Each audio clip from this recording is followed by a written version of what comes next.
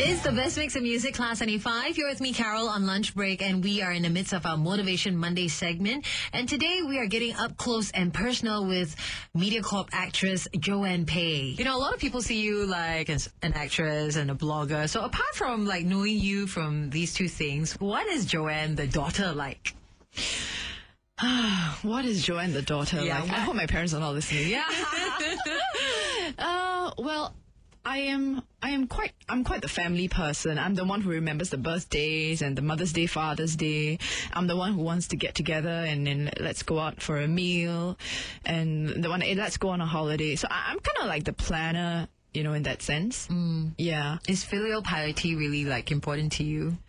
I think it is. It's important to remember that, you know, without your parents, you won't be here today. Yeah. And it's important to also show gratitude. But at the same time, I think it happens in every family. You know, when you're so close to someone, you tend to be less polite to them. Sometimes you tend to take things for granted, and it's something that happens. Yeah. You know, you tend to be nicer to the people that are less close to you. Yeah. And a little bit more harsh sometimes to the people who are closer.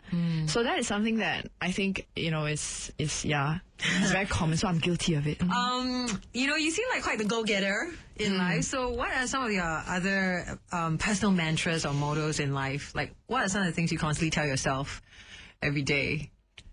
Well, I'm always looking at the big picture. I try to look at the big picture as much as I can. Whenever, you know, something happens, like, you know, when we're filming and something happens, and sometimes people get upset, you know, with the way things are done, you know, and to me, I always try to look at it from both sides. You know, what is the bigger picture? What is our industry like? Why do we have such a problem? Is it something that is specifically because of this person or somebody who's doing this, or what is it, you know? So when you look at the big picture, sometimes you realize that everybody's got their limitations. So not to say that you're wrong to think that way, or that, you know, I'm right to do it like that, but it's just understanding the limitations and trying to work within that, you know, whatever is the culture it is. Yeah. So, like, you know, there's just so many things that people get upset about. And, you know, if you keep dwelling on them, it's not going to help you. Yeah. So why not realize that, you know what, this is just the way things are going to be, and learn to work with it. And don't fuss about things that you cannot control. You know, do what you can, which is about yourself. How do you change your mentality? How do you think you can overcome this problem? How do you think you can, if you don't like this, how do you think you can, you know, move on? What else do you think you can do? What would you like to do about it? You know, focus on what you can do on your own rather than on that thing that is upsetting you. Yeah. And sometimes if you see the bigger picture, you realize that actually this thing is not so bad after all. Yeah. You know? Yeah. A lot of people get stuck with the I, which is the problem and which is also the solution, actually, you know?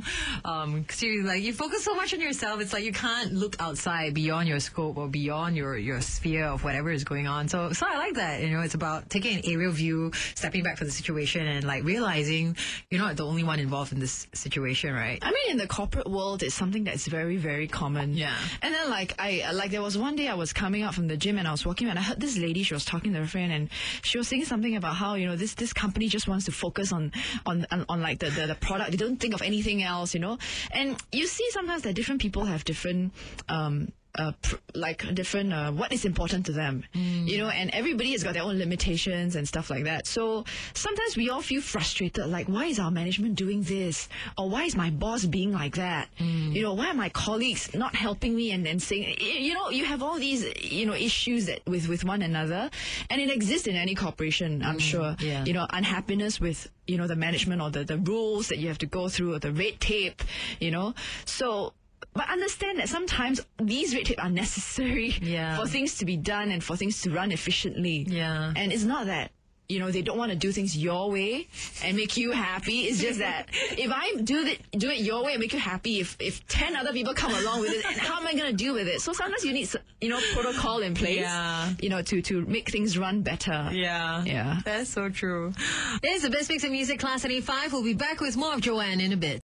It's the best mix of music, Class 95. You're with me, Carol, here on Lunch Break, joined by my guest, MediaCorp actress Joanne Peh. I wanted to ask you this one very important question. What has fame taught you about yourself and about life? Fame has just taught me that nothing is permanent. You don't take it that, oh, if this is what it is what it is. Never take anything at face value, because things always change and life is always changing. So don't take things so hard. Don't take things too seriously. But that's not to say, don't have any drive to do anything. Since, some people, since everything is not permanent, then what for work so hard, right? I mean, that is not the kind of mentality that I would encourage as well. But it's just a matter of learning how to deal with stress, because I think in this time now, especially, stress is a very, very big thing that affects everyone, so, and the stress comes from work mainly, and trying to, buy a house and make a living and just, making your life work for you.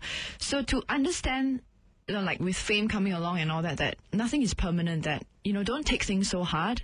Just learn to keep moving on and keep, working towards your goal. I think that's what's important. That is what will see you through. Yeah. Wise words. I like that. And so what are you working towards right now? I'm always thinking of ways on how to contribute to this industry and how to make this more exciting for people. So, I talk to my colleagues, sometimes I hear what they have to say and all that. So, my next project is, I'm very excited about it. I hope that it works out. I'm going to be doing a little bit of behind the scenes work.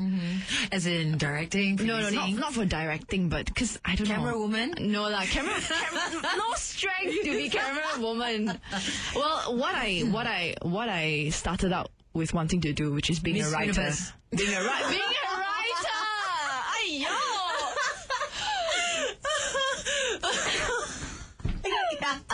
There, Carol! Aiyo! Just kidding! Yeah. Okay, so you wrote your own stuff, or you wrote a movie? I am looking at writing a script, so I don't know if that's going to work out. I'm keeping my fingers crossed, and I hope that it does.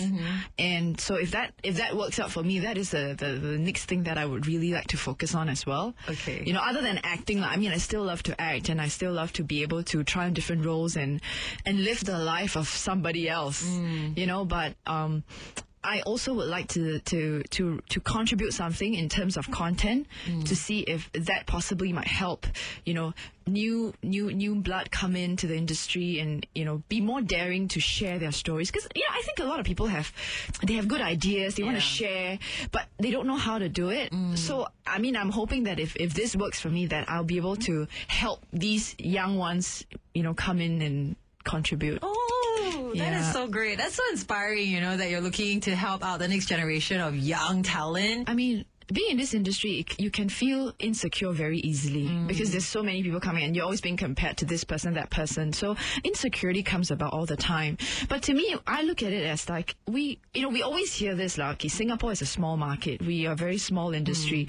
So when I look at it, you need competition in order to improve, yes. But unfortunately, when the industry is so small and you have so much so-called competition, it makes you feel even more insecure about yourself. And if everybody only cares about themselves, then, nothing is going to change and nothing is going to improve either, because you're so worried about losing your job or losing your space in your position. But I think that it's important to have people coming in, always having a share of ideas with the young ones, especially because, I mean, they are the next generation, you know what I mean? You need to know what they're thinking about, and there are things that they can learn from the I don't know, you call us seniors, and there are things that we can learn from them as well. And I think it's this exchange of ideas that is necessary to keep, an industry bustling and exciting. Otherwise, if we keep doing things our way, to them it's like, but it's not what we want to see. It's not what we're interested in. Why y'all keep doing it? So they get disconnected. Yeah. And you don't want that to happen. You want to be able to involve them, and you keep involving the next generation of people so that, things don't stay stagnant. Yeah. And things keep changing, and you are being able to adapt to whatever is, fashionable at that point in time. Yeah. That's great. So I hope it works out, and then I hope that, the young ones will be more daring to share their ideas, but at the same time recognize that, instant success is not the way to go. You really have to put in the hard work, and you really have to fall in order to grow stronger. Wow. Yeah. Okay, I'll put an amen on that. Okay, Joanne, thanks so much once again for coming in. Thanks, Carol. It's been a total pleasure chatting with you. Very inspiring as well. See, I want to go and see how I can squirm in your seat. That's a lot. That and revolutionize radio. That's great. Hey, actually, where can our listeners catch you next? Any is there a show that you're doing? What's the next show or shows that you're doing? Well, you can catch another inspiring program by Joanne Peh. Well, it's actually this, like I said, the info documentary that I'm doing. It's on Channel 8 and every Saturday at 9 p.m. And it's great because you know what? It's got English subtitles now. Finally, you For know. people like me. Yeah, it was I can finally follow and understand what you're trying to say. Yeah, because I'm so glad that, you know, if we have enough viewers tuning in, then it's more possible for them to have subtitles. And now, you know, I guess we do. And so keep watching and supporting the show, you know. Was that your idea?